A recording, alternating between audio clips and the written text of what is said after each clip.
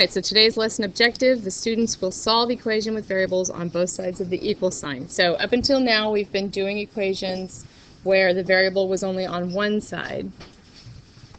Today we're going to have it where they're on both sides. So example 1, we have 7x equals 4x plus 15. So what you want to do is you want to get the variables on the same side. And if you want to avoid having negative numbers, what you'll do is you will subtract the smaller one from the larger.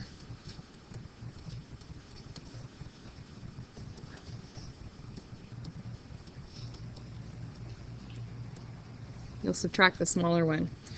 So in this case, the 4x is the smaller of the two. So I'm going to subtract 4x from both sides. 7x minus 4x, I get 3x. Those cancel out. And then I have it equals 15. And now I just have to divide by 3. And I get x is equal to 5. So it's pretty much like what we've been doing. It's not too complicated. All right, I'm going to do one more example for you, and then we'll have you guys do them on whiteboards. Okay, so our next example, we have 7n minus 2 equals 5n plus 6.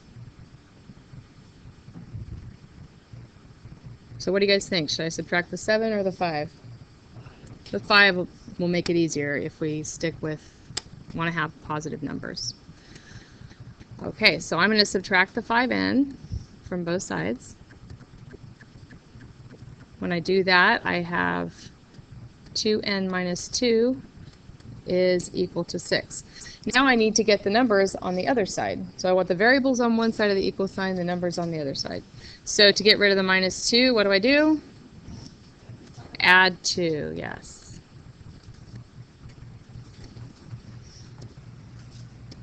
So now I have 2n is equal to 8.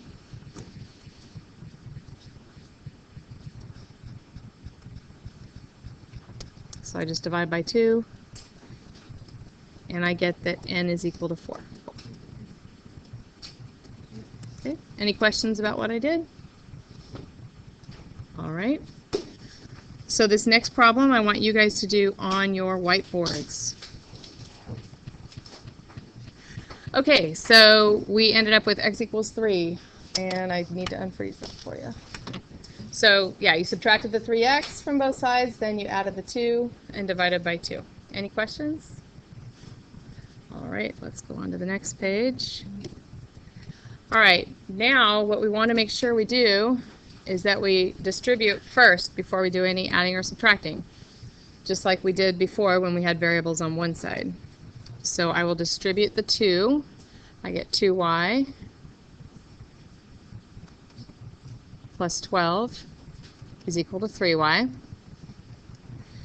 And then I'm going to subtract the 2y from both sides so that I can get my variables together.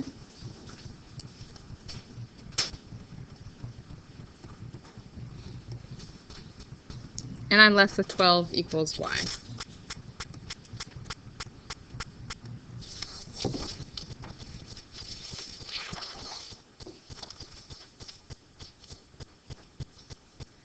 So here is one for you guys to do on your whiteboards.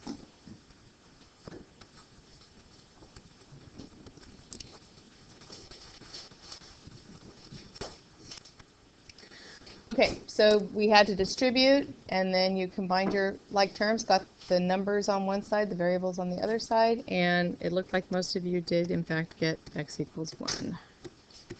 Okay, this next one is for your notes. Okay, now we've got 4 minus 6a plus 4a equals negative 1 minus 5 times the quantity 7 minus 2a. So for this one, we're going to have to distribute and then combine the like terms.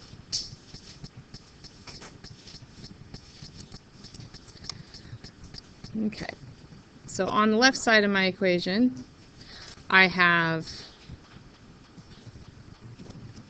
a negative 6a, and a positive 4a. So when I combine those, 4 minus 6 is negative 2a. And then on the other side, I need to distribute. So negative 5 times 7 gives me negative 35. Negative 5 times negative 2a gives me a positive 10a.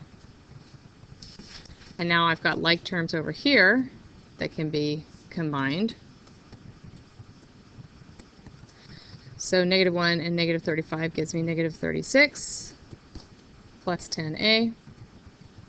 All right, now I want to collect my variables. So I'm going to add 2a to both sides.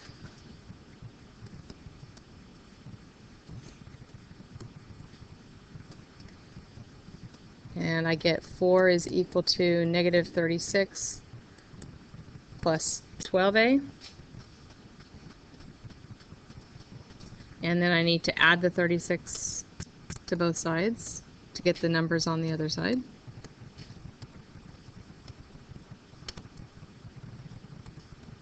And I get 40 is equal to 12a. So this one's going to end up being a fraction, so don't let that freak you out. Fractions happen sometimes. We divide both sides by 12. And I get a is equal to 40 over 12. Can I reduce that fraction? Yes, I can. What can they both be divided by? By 4, yeah. So I get 10 over 3. You can leave it that way, or if you prefer, you can make it a mixed number. I will take the answer either way. So any questions on what I did? We're following okay? All right. All right, then on your whiteboards, I'd like you guys to do this problem.